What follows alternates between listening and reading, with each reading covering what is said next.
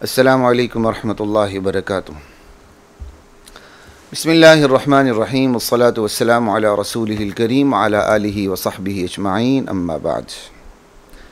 ख़वातीन व हज़रात, रमज़ान गुज़रने के बावजूद रमज़ान नशरियात के साथ खलीक़ुर रहमान आपसे मुखातिब है। रमज़ान नशरियात के हवाले से आज की इंशाअल्लाह हमारी आखिरी नशिस्त है। पहले बता चुका हूँ, चूँकि रमज़ान नशरियात में मौजू ही तसलसल के साथ तौबा पे चल रहा था, लिहाजा हमने फिर इसको रमज़ान नशरियात के अंदर ही रखा ताकि आप लोगों को सर्च करने में आसानी रहे यूट्यूब पे प्लेलिस्ट में। तो तौबा के हवाले से आज की हमारी इंशाअल्लाह ये आखिरी नशिस्त है। तौबा के हवाले से आप इससे पहले की नशिस्त में तौबा के 11 मफ़हूम, गालिबन इससे पहले की नशिस्त में 11 मफ़हूम आप सुन चुके हैं। तौबतन नसूहा, नसूहा के 11 मफ़हूम। वो लोगो जो ईमान ला चुके हो, तौबतन नसूहा करो। क्या मतलब? ऐसी तौबा करो जो खालिस हो, तज़ब्ज़ुब से, शक से पाक हो। ऐसी खालिस तौबा करो जो तुम्हें भी खालिस और मुखलिस बना दे। ऐसी तौबा करो जो बिल्कुल खुशगवार फ़िज़ा की तरह साफ़ हो, और ऐसी साफ़ तौबा तुम्हारी रूह और बदन को भी साफ़ कर दे। वो तौबा तुम्हारे लिए मुसफ़ी रूह और बदन हो। और ऐसी तौबा करो जो सच्ची हो, झूठ को ख़त्म कर दे। ऐसी तौबा करो जो नसीहत आमेज़ हो, ख़ुद तुम्हारे लिए नसीहत बनी रहे, तुम्हारी तौबा को देखकर दूसरों के लिए भी नसीहत बनी रहे। ऐसी तौबा करो। और ऐसी तौबा करो कि गुनाहों की वजह से जो तुम्हारी रूह उधड़ चुकी है, तुम्हारा बदन फट चुका है, वो उधड़ी हुई रूह को फटे हुए बदन को सी के रफू करके बराबर कर दे। और कमाल तरीके से ऐसी है तौबतन नसूहा। ऐसी तौबा करो जो कबूलियत खुदाबंदी की शराब से सैराब हो जाए और तुम्हारे रूह व बदन को भी सैराब कर दे। और ऐसी तौबा करो जो मुसलसल तुम्हें नेकी की तरफ उबारती रहे और बदी से टोकती रहे कि बाज आ जाओ, बाज आ जाओ। मुसलसल याद दहानी करवाती रहे। उस तौबा की नेचर और सिरिश के अंदर नसीहत हो, उस तौबा की नेचर और सिरिश में नसीहत हो कि वो तुम्हें हमेशा याद दिलाती रहे कि बंदे खुदा तू तौबा कर चुका है, अब ये काम नहीं करना। ख़वातीनो हज़रात, तौबा नसूहा के जो 11 मफ़हूम है वो मैंने मुख्तसर से इसके अंदर बयान कर दी, जबकि मुफस्सल में इससे पहले कर चुका हूँ।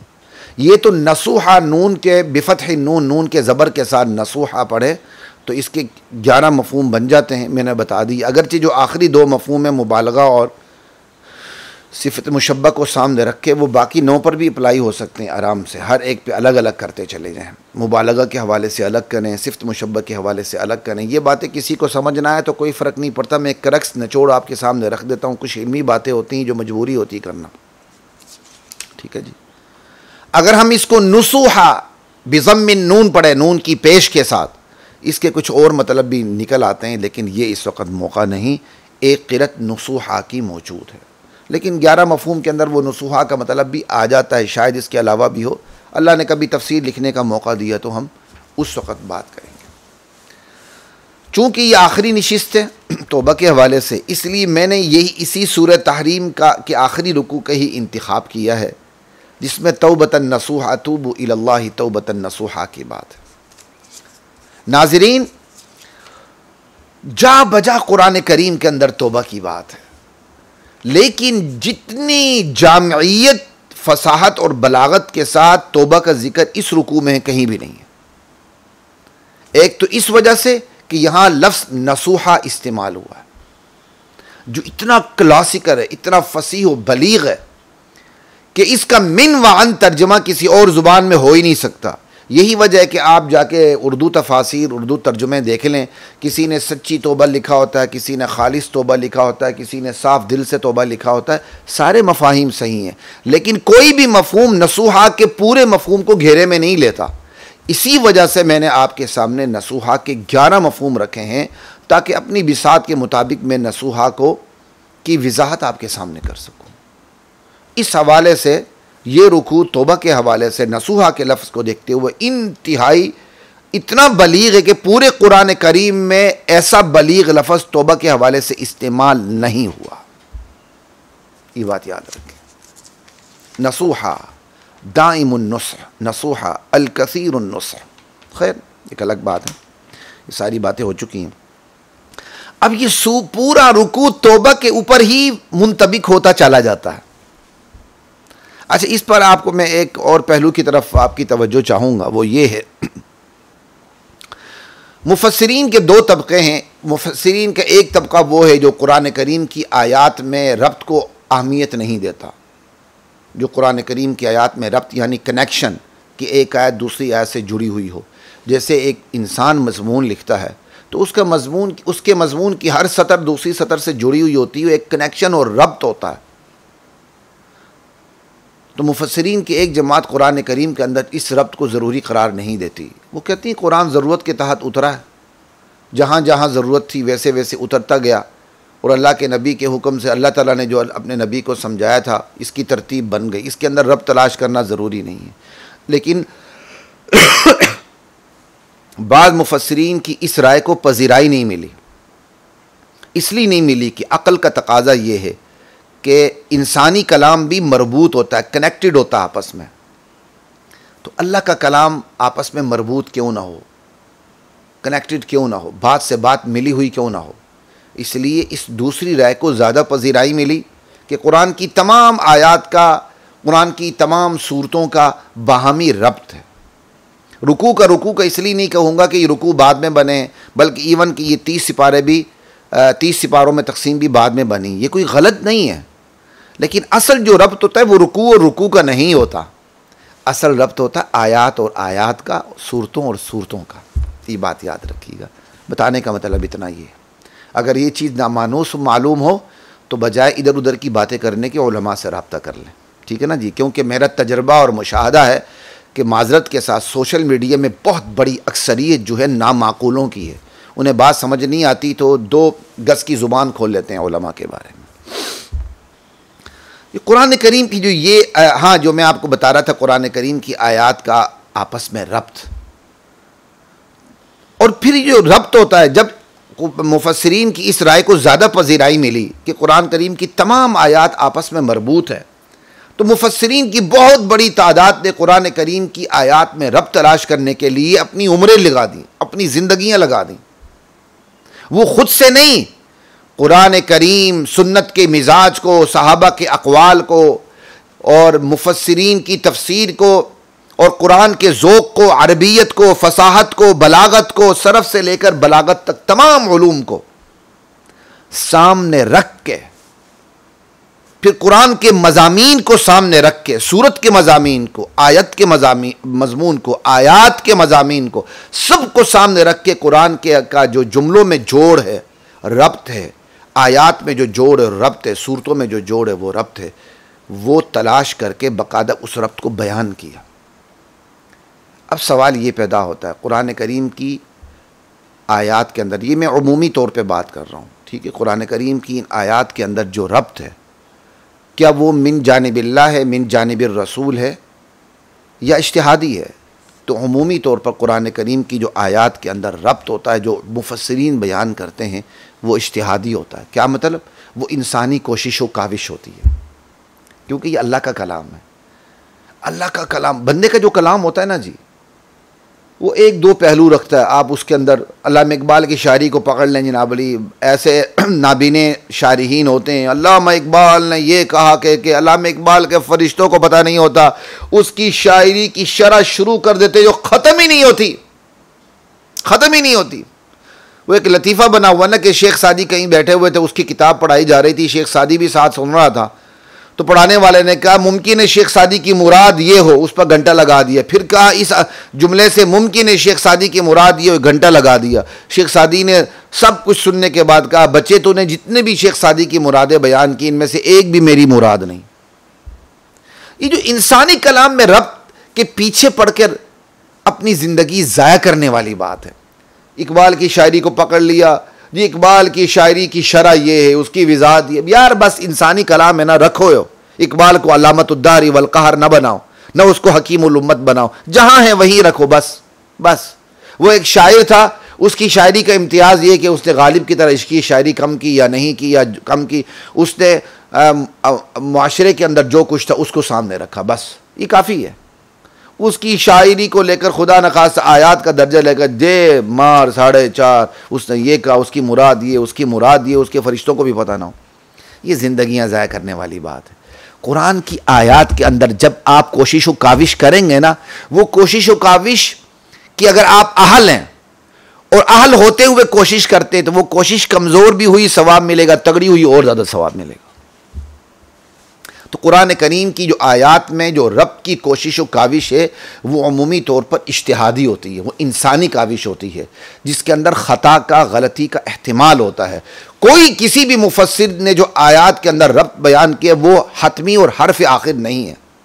ऐन मुमकिन है वो भी सही हो, दूसरे जो मुफस्सिर ने बयान की वो भी सही हो सकता है, कोई फ़र्क नहीं पड़ता। और अल्लाह ताला के कलाम को देखते हुए ये बात ज़्यादा बेहतर है कि अल्लाह के कलाम में रब्त की नौइयतें एक से ज़ायद हों, बल्कि हज़ार हाँ नौइयतें हों रब्त की। खुदा की कसम मुझे तो मज़ा आता क्योंकि हमारा ज़ौक़ है, हमें ये विरासत में भी ज़ौक़ मिला है। ख़ुद अल्हम्दुलिल्लाह किताबें बड़ी अच्छी तरह पढ़ी हैं। बाद मुदर्रिसीन कहते हैं पढ़ के समझ नहीं आई, तलबा को पढ़ा के समझ आए। मैं कहा बड़ी कमज़ोर बात है, अल्हम्दुलिल्लाह हमने पढ़ते हुए समझ के किताबें पढ़ी हैं। वो अल्लाह का शुक्र है, मैं पढ़ाई के दौरान भी तमाम पूरी क्लास को तकरार करवाया करता था और बहुत सोच समझ के पढ़ी, उसी तरह समझ के पढ़ी। जब मैंने पढ़ाया तो पढ़ाते हुए भी कोई मेरी समझ में उस तरह का इजाफा नहीं हुआ कि भाई पढ़ के समझ नहीं आई तो पढ़ा के समझ आ रही है। नहीं, ऐसी बात नहीं। अल्हम्दुलिल्लाह हमने पढ़ते हुए बड़ी समझ बूझ के साथ पढ़ी है और उसी का असर ये है कि कुरान पर हमारी कोशिश व काविश रहती तो बड़ा मज़ा आता है। ये सारी तफसील आपके सामने रखने का ख़वातीन व हज़रात मतलब ये है कि हम आपने किसी एक मुफस्सिर को पकड़ के उसके रब्त को देख लेते हैं और उसी के रब्त को हर्फ आखिर समझ लेते हैं, फिर दूसरों से इम्तिहानन सवाल करते हैं, हाँ जी सूरतुल बकरा का खुलासा सुनाओ, सूरतुल अनआम का खुलासा सुनाओ, सूरतुल माइदा का रबत बताओ, और वो रबत हमारी मर्ज़ी के मुताबिक बयान ना कर सके तो हम कहते हैं ये रबत नहीं, ये रबत है। हालांकि सुनने वाले को पता ही नहीं होता कि ये रबत आपके उस्ताद या आपके उस्ताद के उस्ताद या आपके उस्ताद के उस्ताद के उस्ताद की इंसानी काविश थी। तो कुरान जो अल्लाह ताला का कलाम होता है ना जी, उसमें रब्त की बड़ी मुख्तलिफ नौइयतें होती हैं। आपने एक नौइयत को पकड़ लिया, उस नौइयत के तहत वो तमाम की तमाम आयात तस्बीह में के दाने की तरह परोती चली जाती हैं। आपने किसी और नौइयत को लिया तफसीर की, उस नौइयत को सामने रखा, वो तमाम की तमाम आयात उसके तहत परोती चली जाती हैं। कोई भी गलत नहीं होता। उमूमन हमारे बर्र सगीर पाक हिंद के अंदर रब्त कुरान के हवाले से मौलाना हुसैन अली रहमहुल्लाह ताला इमामुल मुफस्सिरीन, इनका रब्त बहुत ज़्यादा मशहूर और बहुत ज़्यादा आसान और बहुत ज़्यादा अवामी है। इल्मी भी है, इल्मी के साथ साथ अवामी भी है। जिनके शागिर्द शेखुल कुरान मौलाना गुलामुल्लाह खान रहमतुल्लाह अलैह एक, जिनके दूसरे शागिर्द शेखुल कुरान मौलाना ताहिर पंजपीर रहमतुल्लाह अलैह। लेकिन फिर ये भी रब्त हर्फ आखिर नहीं है, कोई फ़र्क नहीं पड़ता। समझ आए, ये कुरान अल्लाह का कलाम है। अल्लाह के कलाम में हाँ ये बात ज़रूर है, कुरान करीम में जितने भी आप रब्त बयान करें, कुरान करीम में मरकज़ियत अल्लाह को हासिल है। इसलिए तमाम के तमाम जो रब्त हैं वो चल के जाते हैं अल्लाह की ज़ात की तरफ। इसलिए रब्त के अंदर मरकज़ी हिस्सियत अल्लाह को हासिल है, अल्लाह की तौहीद को हासिल है। इसलिए उन सूरतों का रब्त ज़्यादा बेहतर है जिन सूरतों का रब्त अल्लाह की तौहीद के साथ जाके जोड़ दिया जाता है। लेकिन अल्लाह की तौहीद के साथ जोड़ते हुए भी तो रब्त की नौइयतें मुख्तलिफ हो सकती हैं ना, कोई फ़र्क नहीं पड़ता। और इसकी एक मिसाल सूरह तहरीम की ये आखिरी रुकू है जो आयात जाती 8 से लेकर 12 तक। ख़ुद मैंने इस हवाले से कभी मेरी नज़र नहीं पड़ी थी, लेकिन चूँकि तौबा के हवाले से तवील नशिस्तें हुई तो थोड़ा सा मैंने गौर व फिक्र किया तो मेरी हैरानी की इंतहा न रही कि ये सूरह तहरीम की जो का आखिरी रुकू है आयत नंबर 8 से लेकर 12 तक, ये तमाम आयात सिर्फ तौबा के हवाले से भी वहां जुड़ी हुई हैं। इसका कोई और मौजू आप रखेंगे तो उसके हवाले से तो जुड़ी हैं, सिर्फ तौबा को भी सामने रखें तो कुरान करीम की ये आयात तौबा के हवाले से हर आयत दूसरी आयत से जुड़ी हुई है। वो मैं आपको बताता हूँ कैसे जुड़ी। ये सारी तमहीद इसलिए बयान की, कोई भी मुफस्सिर अपनी तफसीर को हर्फ आखिर ना समझे या उसका शागिर्द एक रब्त सूरत के किसी रब्त को पकड़ कर हर्फ आखिर ना समझे। ठीक है जी। अब मैं खुलासा इसका करक्स बयान कर देता हूँ, फिर सारी तफसील करते हैं कि ये कुरान की आयत तौबा के हवाले से कैसी मिली हुई है। सूरह तहरीम के आखिरी रुकू की, तूबू इलल्लाहि तौबतन नसूहा, लोगो अल्लाह की बारगाह में सच्ची तौबा करो। अब अगली आयत उससे क्या है, या अय्युहन नबी जाहिदिल कुफ़ार, ए नबी मुजाहिद कुफ़ार और मुनाफिकीन से जिहाद करें। जिहाद वही करेगा जो खालिस तौर पर अल्लाह की तरफ पलट के आएगा। ये है तूबू इलल्लाहि तौबतन नसूहा का अल्टीमेट रिजल्ट जो या अय्युहन नबी जाहिदिल कुफ़ार में बयान किया गया। और बराह रास्त मुखातब यहाँ नबी को बनाया गया। इसका मतलब ये नहीं कि ईमान वाले जिहाद नहीं करेंगे, लेकिन चूँकि नबी के अंदर तूबू इलल्लाहि तौबतन नसूहा सबसे ज़्यादा होता है। तूबू इलल्लाहि तौबतन नसूहा का मतलब क्या है, अल्लाह की तरफ खालिस सच्चे तरीके से पलट आओ। और जो मुकम्मल तौर पर अल्लाह की तरफ पलट आए, अल्लाह का हो जाए, तो अल्लाह ताला के हर हुक्म पे सरेंडर हो जाता है और हर हुक्म पर अमल करता है। तो जिहाद करना आसान काम नहीं, इसकी तरफ मुकम्मल तौर पे अल्लाह की तरफ पलटना पड़ता है। और वही जिहाद करेगा जो खालिस अल्लाह की तरफ पलटा हुआ होगा। जो अल्लाह की तरफ पलटा हुआ नहीं होगा उससे जिहाद नहीं होगा। जैसे कश्मीर को देख लें, गज़ा को देख लें, फ़लस्तीन को देख लें, शाम, इराक, लबनान को देख लें, हमसे जिहाद ही नहीं हो रहा, क्योंकि हम अल्लाह की तरफ पलटे हुए नहीं हैं। तो ये दूसरी आयत तूबू इलल्लाहि तौबतन नसूहा का अल्टीमेट रिजल्ट है, या अय्युहन नबी। दो आयत का आपस में रबत हो गया। तीसरी आयत देख लें। तीसरी आयत ज़रबल्लाहु मसलन लिल्लज़ीना कफ़रू इम्राअत नूह व इम्राअत लूत। अल्लाह ताला ने काफिरों के लिए मिसाल बयान की है, नूह अलैहिस्सलाम और लूत अलैहिस्सलाम दोनों की, दो बीवियों की, कि जब उन्होंने तौबा नहीं की तो जहन्नम चले गए। और अगली मिसाल दो और औरतों की हैं, फिरौन की बीवी ने तौबा की, जन्नत में चली गई। इसी तरह अगली मिसाल हज़रत मरियम की है, वो भी खालिस अल्लाह की तरफ पलट चुकी थी, जन्नत में चली गई। आयात का रबत वाज़े हो गया होगा इंशाअल्लाह। ये मैंने आपके सामने करक्स रख दिया। और ये ज़ालिकुमा मिम्मा अल्लमनी रब्बी, ये जो रब्त है ये अल्हम्दुलिल्लाह मेरी काविश है अल्लाह ताला की तरफ से, ठीक है। ये आपके सामने रख दी। अब ये तूबू इलल्लाहि तौबतन नसूहा के तहत मैं इसी को बात को खोलता हूँ। अल्लाह ताला कहते हैं, ए ईमान वालो, अल्लाह की तरफ पलट आओ, सच्ची तौबा करो। भाई क्या मिलेगा, असा रब्बुकुम अन युकफ्फिर अन्कुम सय्यातिकुम, कुछ बाईद नहीं, अजब नहीं कि अल्लाह ताला तुम्हारी तमाम बुराइयों को मिटा दे, तुम्हारे तमाम गुनाहों को माफ़ कर दे। वयुदखिलकुम जन्नातिन तजरी मिन तहतिहल अनहार, और तुम्हें ऐसी जन्नात में दाखिल कर दे, ऐसे बागात में दाखिल कर दे जिसके नीचे दूध की, पानी की, शहद की, पता नहीं किन किन किस्मों की नहरें जो हैं वो बहती हुई होंगी। और ये अल्लाह कब दाखिल करेंगे, ज़रफ़ का ताल्लुक यौम का किसके साथ है, यौम ला युख़्ज़िल्लाहुन नबिय्य वल्लज़ीना आमनू मअह। ये उस दिन अल्लाह ताला दाखिल करेंगे जन्नत में जिस दिन अल्लाह अपने नबी को और अपने नबी पर ईमान वालों को रुसवा नहीं करेंगे, बाकी सब को रुसवा कर देंगे। और उस दिन अहले ईमान की क्या कमाल की शान होगी कि नूरुहुम यस्आ बैना अयदीहिम व बिअयमानिहिम, उनका नूर उनके आगे आगे दौड़ रहा होगा, उनके दाएं दाएं दौड़ रहा होगा। चेहरे से नूर निकल रहा होगा, आगे आगे नूर होगा, दाएं दाएं नूर होगा। उस नूर की रोशनी में वो जन्नत का सफ़र करेंगे। समझ आ रही बात की? ये मैदान हशर की तस्वीर अल्लाह अपने इल्म के ज़ोर पर पेश कर रहे हैं। मैदान हशर में काफिरीन मुनाफिकीन सारे होंगे और बिल्कुल घटा टोप अंधेरा होगा। और जब फैसला हो चुका होगा कि जाना है जन्नत की तरफ, जहन्नमी जहन्नम की तरफ जाएंगे, जन्नती जन्नत की तरफ जाएंगे, घटा टोप अंधेरों के अंदर अब वहां नशेब व फराज हैं, खाइयाँ, ऊंच नीच है, पुल सिरात है, सब कुछ है। जन्नत की तरफ कैसे जाएंगे? तो वहाँ फिर अहले ईमान के चेहरों से नूर फूटेगा, आगे भी नूर होगा, दाएं भी नूर होगा। उस नूर की रोशनी में, उस नूर में वो सफ़र करेंगे जन्नत की तरफ। ये उसका जिक्र है। और जब अहले ईमान देखेंगे काफिरों का नूर ही नहीं, मुनाफिकीन का नूर ही नहीं, एक तरफ वो घबरा जाएंगे कहीं हमारा नूर ख़त्म ना हो जाए, और दूसरी तरफ अल्लाह ताला से मांगेंगे, या अल्लाह इसको मुकम्मल कर, मुकम्मल रख हमारे इस नूर को। रब्बना अतमिम लना नूरना, इस नूर को इतना मुकम्मल कर दे कि मगफिरत मिल जाए। या अल्लाह इस नूर को इतना मुकम्मल रख कि जन्नत में दाखिल होने तक ये नूर बुझे ना, और या अल्लाह हमें माफ़ कर दे, क्योंकि डर भी लग रहा है ना, बाकी सबका नूर तो नहीं है। इन्नका अला कुल्ली शैइन क़दीर, या अल्लाह तू हर चीज़ पे क़ादिर है। ये तो अक़ीदा था हमारा दुनिया में, अब तो हम मुशाहदा कर रहे हैं, हमें नूर मिला, हम ही जा रहे हैं। हमारे नूर को देख के कोई आ नहीं सकता हमारे पीछे। अल्लाह अकबर, इन्नका अला कुल्ली शैइन क़दीर। ठीक है नाज़रीन, मुनाफिकीन की हालत जब तक इसके साथ बयान न की जाए मज़ा नहीं आएगा कि अहले ईमान तो अपने नूर की रोशनी में सफ़र करेंगे, लेकिन मुनाफिकीन का क्या बना होगा?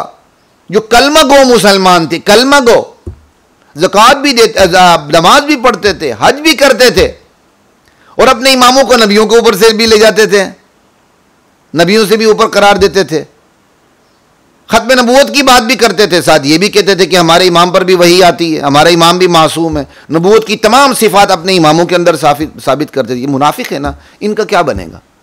तो मुनाफिकीन की भी बात अल्लाह ने की है। वो सूरह हदीद में आयत नंबर गालिबन 11 के अंदर है, 12 के अंदर, वो थोड़ा सा पढ़ लेते हैं, मज़ा आएगा। ये तो अहले ईमान है ना, कि तौबा के नताइज ये हैं कि वो सफ़र करेंगे जन्नत की तरफ अपने नूर की रोशनी में। तो भाई इनको भी तो देखें, मुनाफिकीन का क्या बनेगा? अल्लाह कहते हैं यौम तरल मुमिनीन वल मुमिनाति यस्आ नूरुहुम बैन अयदीहिम व बिअयमानिहिम। ये सूरह हदीद की आयत नंबर 12 पढ़ रहा हूँ, इसमें भी पहले अहले ईमान का जिक्र है। मेरे नबी आप देखेंगे मर्द ईमान वाले मर्दों को भी, ईमान वाली औरतों को भी, कि वो नूर की रोशनी में जो उनके दाएँ होगा, उनके आगे होगा, सफ़र करेंगे जन्नत की तरफ, और फिर फरिश्ते उन्हें खुशखबरी देंगे, बुशराकुमुल यौम, आज तुम्हारे लिए खुशखबरी है। किस चीज़ की खुशखबरी? जन्नातुन तजरी मिन तहतिहल अनहारु खालिदीन फ़ीहा, ऐसे बागात की खुशखबरियाँ जिनके नीचे नहरें बहती हैं, हमेशा रहोगे उन बागात में, यही सबसे बड़ी कामयाबी है। लेकिन साथ ही यौम यक़ूल मुनाफ़िक़ून वल मुनाफ़िक़ात, उस दिन को भी याद रखने की ज़रूरत है, जब मुनाफिकीन और मुनाफिकात, मुनाफिक औरतों और मर्दों की क्या हालत होगी। वो अहले ईमान से कहेंगे लिल्लज़ीना आमनू उन्ज़ुरूना, यार हमारा इंतज़ार करो ज़रा, ताकि हम, तुम रुके रहो, तुम्हारे रोशनी की, तुम्हारे नूर को देखकर हम भी सफ़र तेज़ करें पीछे से, या उन्ज़ुरूना, ज़रा हमारी तरफ देखो, तुम्हारे चेहरों का नूर हमारी तरफ आएगा तो हम उस रोशनी में तुम्हारे पीछे सफ़र करेंगे। नक़्तबिस मिन नूरिकुम, हम तुम्हारे नूर से नूर लेके तुम्हारे पीछे जन्नत का सफ़र करेंगे। तो वहाँ क्या कहा जाएगा उन मुनाफिकीन को? क़ील अर्जिऊ वराअकुम, लौटो पीछे की तरफ, नूर यहाँ नहीं मिलता, नूर के लिए दुनिया में जाना पड़ता है, ईमान वाली ज़िंदगी गुजारनी पड़ती है, मुनाफकत वाली ज़िंदगी छोड़नी पड़ती है, नूर वहाँ से लेना, जाओ दुनिया में जाकर नूर लाओ। ये इनके साथ मजाक और तंज होगा मुनाफिक मर्दों और औरतों के साथ। कुरान करीम का बड़ा अंदाज़ है, कुरान काफिरों पर भी तनकीद करता है, मुनाफिकीन पर भी करता है, लेकिन जब मुनाफिकीन पर करता है ना, इंतहाई ज़ोरदार तरीके से करता है, क्योंकि ये सबसे ज़्यादा हक़ को नुकसान पहुँचाने वाली कौम है। ऊपर से कलमा पढ़ते हैं, अंदर से बेईमान, ज़िंदीक और मुर्तद होते हैं। फल्तमिसू नूरा, वहाँ जाके नूर तलाश करो दुनिया में। फज़रिब बैनहुम बिसूरिन लहू बाब, अहले ईमान और मुनाफिकीन में ये कलाम हो रहा होगा, मुकालमा हो रहा होगा, दरमियान में दीवार हाइल कर दी जाएगी, उस दीवार के अंदर एक दरवाज़ा होगा, बातिनुहु फीहि रहमा, दरवाजे के अंदर रहमत होगी, व ज़ाहिरुहु मिन क़िबलिहिल अज़ाब, बाहिर अज़ाब होगा। अहले ईमान उस दरवाजे से अंदर दाखिल होंगे और मुनाफिकीन की तरफ देखेंगे नहीं, और मुनाफिकीन का इंतज़ार नहीं करेंगे, और उस दरवाज़े से दाखिल होकर आगे जन्नत का सफ़र शुरू कर देंगे, और ये उस दरवाज़े से अंदर दाखिल नहीं हो सकेंगे, ये पीछे अज़ाब में रह जाएंगे। पीछे से पुकारेंगे ये मुनाफिकीन अहले ईमान को, युनादूनहुम, आय हाय हाय हाय, मुझे पढ़ते हुए मज़ा आ रहा है। तो इंशाअल्लाह वहाँ मुनाफिकीन का हशर देखते हुए इंशाअल्लाह कितना मज़ा आएगा, अल्लाह हमें ये मज़ा नसीब फरमाए।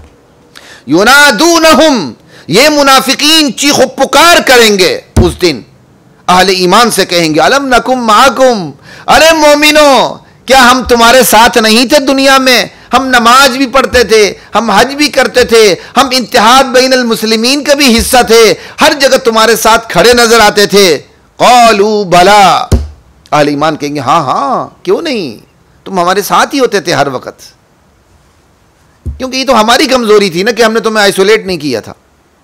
मुनाफिकीन को अभी से आइसोलेट कर दीजिएगा, ये बात याद रखें। आप जितना मुनाफिकीन को आइसोलेट नहीं करेंगे, ये उतना नुकसान आपको देंगे।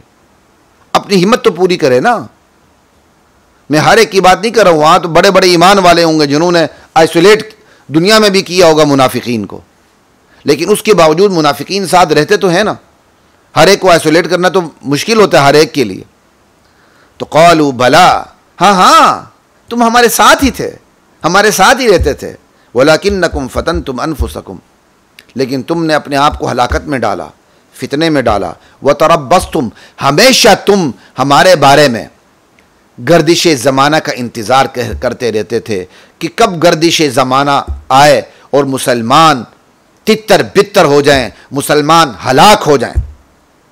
और तब तुम, और हमेशा तुम दीन के बारे में शक का शिकार रहे, अल्लाह की तौहीद के बारे में, अल्लाह के रसूल की रिसालत के बारे में, कुरान करीम के बारे में, और अल्लाह के रसूल के आखिरी रसूल की ख़त्म नबूवत के बारे में, अल्लाह के रसूल के सहाबा के बारे में ये मुखलिस थे कि नहीं? ये सारे शुकूक तुम्हारे अंदर थे। यही वो बीमारियां थीं जिसने तुम्हें इस्लाम कबूल करने नहीं दिया। वगर्रतकुमुल अमानिय्यु, तुम्हारी झूठी आरजुओं ने मरने तक तुम्हें फरेब दिया। हत्ता जाअ अमरुल्लाह, तुम्हारी झूठी तमन्नाएं, हमने फुला इमाम बना लिया जिसका मर्तबा नबी से भी बड़ा है, वो हमें क़यामत के दिन बचा लेगा। हत अली के बारे में यह समझ लेना कि जन्नत उनकी मलकियत, जहन्नम उनकी मलकियत, लौह महफूज उनकी मलकियत, सब कुछ उनकी मलकियत, कि हमारे इमामुल अंबिया भी या अली कहते हैं। ये इसमें आज़म है, इन्ना लिल्लाहि व इन्ना इलैहि राजिऊन। पता चलेगा वहां जाके इंशाअल्लाह। खुदा के इख्तियारात बंदे के हाथ में देना, ये झूठी आरजुएं, झूठी तमन्नाएं और झूठी उम्मीदें नहीं तो क्या है? यही वो चीज़ें हैं जो मुनाफिकीन को, जिंदीकीन और मुर्तद्दीन को मरने तक फरेब देती रहती हैं और वो खालिस दीन की तरफ नहीं आते। वगर्रतकुमुल अमानिय्यु हत्ता जाअ अमरुल्लाह वगर्रकुम बिल्लाहिल गरूर, शैतान धोखेबाज ने तुम्हें अल्लाह के बारे में धोखे में डाले रखा कि अल्लाह ने अपने इख्तियारात तकसीम कर रखे हैं। अल्लाह हाजिर नाजिर, अल्लाह ने फुला शख्स को भी हाजिर नाजिर बना दिया। अल्लाह आलिमुल गैब, अल्लाह ने फुला शख्स को भी आलिमुल गैब बना दिया। अल्लाह के हाथ में सब कुछ कुदरत है, कादिर मुतलक है, अल्लाह ताला ने फुला को भी कादिर मुतलक बना दिया। जन्नत जहन्नम अल्लाह की मलकियत, अल्लाह ताला ने फुला शख्स को भी जन्नत जहन्नम का मालिक बना दिया। अब सारी उसी की मर्जी चलेगी, जिसकी क्या कहते हैं, उस शख्स की मर्जी, जिसको चाहे जहन्नम में डाल दे, जिसको चाहे जन्नत में डाल दे। इन्ना लिल्लाहि व इन्ना इलैहि राजिऊन का ये शैतान तुम्हें अल्लाह के बारे में धोखा देता रहा। अल गरूर, मुफस्सिरीन कहते हैं गरूर सिफ्त मुशब्बा का सीगा है, फ़ाउल के वज़न पर। अब मैं यही, आप जो उलमा सुन रहे हैं, तुलबा सुन रहे हैं, उनसे यही कहता हूँ, हम उमूमन पढ़ते हैं कि सिफ्त मुशब्बा फ़ेल लाजिम से आता है, जबकि ये वगर्रकुम तो फ़ेल मुतअद्दी है। तो समझ लीजिएगा जी, फ़ेल मुतअद्दी से भी सिफ्त मुशब्बा आता है, अगरचे अक्सर फ़ेल लाजिम से आता है। सीग़ा मुबालगा अक्सर फ़ेल मुतअद्दी से आता है और सिफ्त मुशब्बा अक्सर फ़ेल लाजिम से आता है, लेकिन इसके बरक्स भी होता रहता है। बड़ी किताबें पढ़ें, मज़ा आएगा आपको इंशाअल्लाह। खैर, आगे चलते हैं। फल-यौम ला युअख़ज़ु मिनकुम फ़िद्या, उस दिन तुमसे कोई तावान, कोई फ़िद्या लेके तुम्हें छोड़ा नहीं जाएगा ये मुनाफिकों। वला मिनल्लज़ीना कफ़रू, नहीं काफिरों से कोई चीज़ लेके उन्हें छोड़ दिया जाएगा। मअवाकुमुन्नार, तुम्हारा ठिकाना जहन्नम है, आग है, दोज़ख है। हिया मौलाकुम, ये जहन्नम ही तुम्हारी मौला है। जिन्होंने दुनिया में अल्लाह वाहिद ला शरीक मौला को छोड़ के दूसरों को मौला बनाया होगा, मुश्किल कुशा बनाया होगा, हाजत रवा बनाया होगा, दुनिया की शख्सियात को मौला बनाया होगा अल्लाह की तरह। अल्लाह मौला है ना, अल्लाह कारसाज है, अल्लाह बिगड़ी बनाता है, इज्जत देता है, जिल्लत देता है, तख्त सल्तनत पर बिठाता है, तख्तदार पर चढ़ाता है, इज्जतें जिल्लतें सब उसके हाथ में। इस लिहाज से सिर्फ अल्लाह मौला है और कोई भी मौला नहीं है। इस माने में अल्लाह के सिवा कोई भी किसी को मौला बनाएगा तो वो फिर आखिरत में सिर्फ जहन्नम उसकी मौला होगी। बस याद रखें, ये अल्लाह कह रहे हैं हिया मौलाकुम, ये जहन्नम तुम्हारी मौला है। आज तुमने दुनिया में मुझे छोड़ा, मुझे मौला नहीं बनाया। तुमने दुनिया में मुझे मौला बनाया होता तो आज मैं तुम्हारा मौला होता और तुम्हारी खबरगिरी करता। तुमने मुझे छोड़कर दुनिया में पता नहीं कितने लोगों को मौला बनाया, हाजत रवा, मुश्किल कुशा, तकदीर बिगड़ी बनाने का मालिक बना दिया। तो आज तुम्हारी मौला जहन्नम में, वो तुम्हारी खूब खबरगिरी करेगी। वह बिसल मसीर, और ये जहन्नम बड़ा बुरा ठिकाना है। अलम यानि लिल्लज़ीना आमनू अन तख़शअ क़ुलूबुहुम लिज़िक्रिल्लाह, क्या मुसलमानों पर, अहले ईमान पर यह वक्त नहीं आया कि उनके दिल अल्लाह के ज़िक्र से पिघल जाएं। वमा नज़ला मिनल हक़, और वो लोग अल्लाह, अहले ईमान अल्लाह हक़ के सामने, कुरान के सामने झुक जाएं। वला यकूनू कल्लज़ीना ऊतुल किताब मिन क़ब्ल, और उन लोगों की तरह ना हो जाए जिन्हें इनसे पहले किताब दी गई। फ़ताल अलैहिमुल अमद, फिर किताब दी गई, इन लोगों ने किताब पे अमल नहीं किया, गुनाहों में अटे रहे और उस गुनाहों पर इनका एक लंबा अरसा गुजर गया। तो फिर नतीजा क्या निकला? फ़क़सत क़ुलूबुहुम, दिल इनके सख्त हो गए। व कसीरुम मिनहुम फ़ासिक़ून, यही वजह कि इनकी अक्सरियत फ़ासिक़ नाफरमान है। ख़वातीन व हज़रात, इसी आयत की तरफ ले जा रहा हूँ मैं आपको कि उनकी तरह ना हो जाएं अहले ईमान जिनको किताब दी गई, किताब से मुंह मोड़े रखा, गुनाहों में अटे रहे, तौबा नहीं की तो दिल सख्त हो गए। बंदा से गुनाह होता है ना, तो गुनाह करते हुए नहीं शर्माता है, तो तौबा करते हुए क्यों शर्माना चाहिए? बस गुनाह हो जाए तौबा करें, सदबार अगर तौबा शिकस्ती बाजा। लेकिन जो लोग गुनाह करते चले जाते हैं, तौबा नहीं करते हैं, तो गुनाह का अल्टीमेट रिजल्ट ये होता है कि वो दिल को सख्त कर देता है, फिर बंदा गुनाह के पलटता नहीं है। तो खैर जी, हमारी बात सारी तौबा के ऊपर हो रही थी।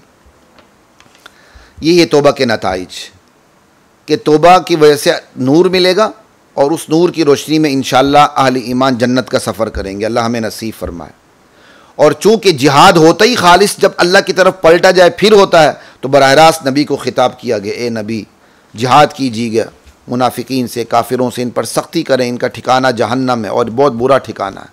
और आगे 4 औरतों की मिसालें दी गई हैं। 2 औरतें नबियों की हैं और तीसरी औरत नबी की फ़िरौन की बीवी और चौथी औरत एक नबी की माँ है। और इन आयात का ताल्लुक़ भी तौबा से है। देख लें ज़रा। ज़रबल्लाहु मसलन लिल्लज़ीना कफ़रू इम्रअत नूह व इम्रअत लूत।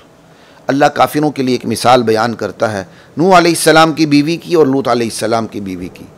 ये 2 काफिर मुशरिका बीवियाँ थीं, लेकिन 2 नबियों की बीवियाँ थीं, लेकिन अल्लाह ताला ने इन्हें माफ़ नहीं किया। फ़लम युग़निया अन्हुमा मिनल्लाहि शैआ। ये दोनों नबी होते हुए अपनी बीवियों को अल्लाह के अज़ाब से बचा नहीं सके। ठीक है। और ये क्यों गई जहन्नम में? फ़ख़ानताहुमा, इन्होंने नबियों के साथ ख़यानत की। क्या मतलब? नबियों के पास जो हक़ था उसकी ख़यानत की। नबी के पास जो चीज़ थी हक़ की सूरत में, उसकी ख़यानत की। तो नबी से ख़यानत की, अल्लाह से ख़यानत की, पूरे समाज से ख़यानत की, ख़ुद अपने आप से ख़यानत की। तौबा नहीं की।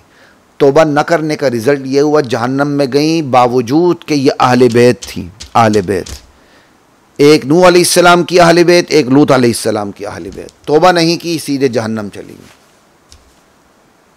समझ आई? इसलिए याद रखिएगा, अल्लाह ताला ये नहीं देखता कि आप किस ख़ानदान के फ़र्द हैं और किसके पोते बेटे और किसके बाप हैं। अल्लाह ताला सिर्फ ये देखता कि आपका अमल, आपका अकीदा ठीक है। बस ये बात याद रखिएगा। ठीक है। अब आगे 2 और औरतों की मिसालें बयान हो रही हैं। यानी ये वो 2 औरतें थी जिन्होंने तौबा नहीं की, तूबू इलल्लाहि तौबतन नसूहा पे अमल नहीं किया। रिजल्ट ये निकला, जहन्नम में चली गई। तीसरी औरत फ़िरौन की बीवी है। पस मंज़र कितना ख़तरनाक है, फ़िरौन की बीवी है, लेकिन ये तूबू इलल्लाहि तौबतन नसूहा पे आ गई, मुसलमान हो गई। फ़िरौन ने इन पर जुल्म के पहाड़ तोड़ने शुरू कर दिए और पाए इस्तिकामत में लग़ज़िश नहीं आई। अल्लाह से ये दुआ करती रही, रब्ब इब्नि ली इंदक बैतन फिल जन्नह, ए अल्लाह जन्नत में मेरे लिए घर बना। ये ख़ुद भी दुआ कीजिएगा, मैं भी, अल्लाह मुझे भी नसीब फरमाए, रब्ब इब्नि ली इंदक बैतन फिल जन्नह। ठीक है। और आज के फ़िरऔनों से नजात के लिए भी ये दुआ करें, वनज्जिनी मिन फ़िरऔन व अमलिही वनज्जिनी मिनल क़ौमिज़ ज़ालिमीन। इसके पाए इस्तिकामत में लग़ज़िश नहीं आई, तौबा की, खालिस तौबा की, पलट के अल्लाह की तरफ आ गई। फ़िरऔन की बीवी होती हुई दुनिया की नामवर तरीन ख़वातीन में इसका शुमार है, जिसका जिक्र कुरान करीम में, और सीधे जन्नत में चली गई। अब फ़िरऔन की बीवी, जो इस बीवी का जिक्र है, इसका कोई इनकार करेगा जन्नत में जाने का, वो मुसलमान ही नहीं रह सकता, क्योंकि वो कुरान की आयत का इनकार करता है। फ़िरऔन की बीवी को इतना बड़ा दर्जा अल्लाह ताला ने दे दिया। अब चौथी औरत जिसका जिक्र है हज़रत मरियम का, व मरियम इब्नता इमरान अल्लती अहसनत फ़रजहा। हज़रत मरियम, इनकी ख़ास खुसूसियत अल्लाह ने ये बताई कि इन्होंने अपनी शर्म की हिफाजत की, अपनी इज़्ज़त की, नामूस की हिफाजत की, मुकम्मल तौर पर अल्लाह की तरफ पलट आई। फ़नफ़ख़ना फ़ीही मिन रूहिना, अल्लाह ताला ने कहते हैं कि हमने इनके अंदर अपनी पैदा की हुई ईसा की रूह फूंक दी अलैहिस्सलाम।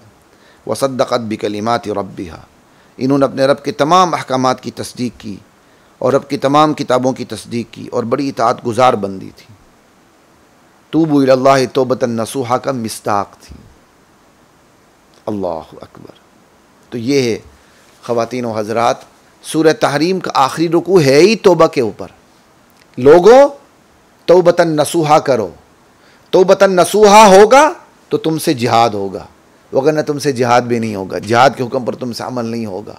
और याद रखो, जो तौबतन नसूहा नहीं करता, अल्लाह की तरफ पलटता नहीं, वो नबी के अहली बैत में से भी होगा तो जहन्नम में जाएगा। और चौथी बात याद रखो, जो तौबतन नसूहा करता है वो फ़िरऔन के अहली बैत में से भी होगा तो जन्नत में जाएगा, जैसे फ़िरऔन की बीवी। और जो तौबतन नसूहा करता है, समझ आई, तो वो हज़रत मरियम की तरह जन्नत में जाएगा। 4 औरतों की मिसाल, 2 फर्माबरदारों की, 2 नाफरमानों की, और चारों का ताल्लुक़ तौबा करने और न करने से। पहली 2 औरतों का ताल्लुक़ न करने से, जहन्नम जाने से, आखिरी 2 का ताल्लुक़ तौबा करने से और जन्नत में जाने से। ये तौबा के हवाले से पूरा रुकू ही आपस में मरबूत हो जाता है। नाज़रीन, आखिरी कलिमात हैं, आखिरी बातें हैं तौबा के हवाले से। जो रमज़ान में हमारी नशिस्तें थी तौबा के हवाले से, आज बिल्कुल इसकी आखिरी बात है। इख्तितामी बात मैं आपके सामने यही करना चाहूँगा, ख़वातीन व हज़रात, अल्लाह ताला ने मुझे और आपको ज़िंदगी दी है तो आज़माइश के लिए दी है। हमारी आज़माइश हो रही है। लामाला आज़माइश में बंदा थोड़ा बहुत डांवाडोल हो जाता है, उससे गलतियाँ ख़ताएँ हो ही जाती हैं। ठीक है, गलतियाँ होंगी, और ये है हदीस में कि कुल्लु बनी आदम ख़त्ता व खैरुल ख़त्ताईन अत्तव्वाबून। इब्न आदम तो है ही ख़ताकार, और बेहतरीन ख़ताकार वो जो तौबा करे, पलट के आ जाए। अब हमारी आज़माइश होनी है, आज़माइश में हमसे गलतियाँ भी होनी हैं। इन गलतियों की अगर तलाफ़ी ना हो, अल्लाह माफ़ी का दरवाज़ा न खोलें, तो फिर महरूमी और मायूसी आती है। महरूमी और मायूसी बंदे को बड़ा मुजरिम बना देती है। लिहाजा अल्लाह ताला ने बंदे की नफ्सियात को देखते हुए तौबे का दरवाज़ा खुला रखा, ताकि महरूमी और मायूसी का ये शिकार ना हो और बड़ा मुजरिम ना बन जाए। जैसे इससे पहले नशिस्त में 2 नशिस्तें पहले हम बात कर चुके हैं, जिस बंदे ने 100 कत्ल किए थे, अल्लाह ताला ने उसको माफ़ कर दिया। उसने 99 कत्ल किए थे, एक से जाके मसला पूछ लिया, उसने कहा तेरी माफ़ी हो ही नहीं सकती। वो और मायूस हो गया, उसने जिससे पूछा था उसको भी कत्ल करके 100 का हिंसा पूरा कर लिया। मायूसी बड़ा मुजरिम बना देती है। लेकिन 100 कत्ल करने के बाद जब वो एक आलिम दीन के पास गया तो उसने कहा, भाई अल्लाह ताला के यहाँ तौबे का दरवाज़ा अब भी खुला है, चलो तौबा करो। और उसको काबिल अमल हल भी बता दिया, फ़लाँ इलाके में जाओ, अहले ईमान है, उनके साथ जाके तुम अल्लाह की इबादत करो, अल्लाह माफ़ कर देंगे। फिर ऐसा ही हुआ, रास्ते में उसकी जान निकल गई। बहरहाल फिर वो मलाइका रहमत उसकी जान कब्ज़ करके ले गए। सारी डिटेल हम कर चुके हैं। तो बात यह है, दुनिया आजमाइश की जगह है। आजमाइश में गलतियाँ होंगी, गलतियों की तलाफ़ी ना हो, माफ़ी ना हो, तो बंदा मायूसी का शिकार होगा। मायूसी बंदे को बड़ा मुजरिम बना देती है। लिहाजा अल्लाह ताला ने उसे मायूसी में नहीं रखा, तौबे का दरवाज़ा खुला रखा है कि मेरा बंदा इस आजमाइश की घड़ियों में कहीं इधर उधर डामाडोल हो जाए तो तौबा करके वापस ट्रैक पे आ जाए। तो बस ये जो आजमाइश के दौरान तौबा का दरवाज़ा खुला रखा है, ये इसलिए नहीं रखा कि मैं और आप शुतर बेमुहार बन जाएं, बेलगाम हो जाएं और अल्लाह की दी हुई तौबा की क्या कहते हैं वो सहूलत से नाजायज़ फ़ायदा उठाएं। नाजायज़ फ़ायदा अल्लाह उठाना नहीं देता, ये बात याद रखें। ये तौबा का दरवाज़ा इसलिए खुला है कि बंदा बड़ा मुजरिम ना बने और बशरी तकाज़ों के मुताबिक गलती हो जाए तो वापस पलट आए। बस अल्लाह ताला मुझे, आपको, हमारी औलाद को, हमारे बड़ों को, हमारे छोटों को मुकम्मल तौर पे इस्लामी ट्रैक पे आने की तौफीक अता फ़रमाए। इस दौरान अगर कभी कभार हम बशरी तकाज़ों से डी ट्रैक हो जाएं, फ़ौरन तौबा करके अल्लाह मुझे और आपको वापस आने की तौफीक अता फ़रमाए। नाज़रीन इजाज़त दीजिए। अस्सलामु अलैकुम व रहमतुल्लाहि व बरकातुहू। وَلَقَدْ أَنزَلْنَا إِلَيْكَ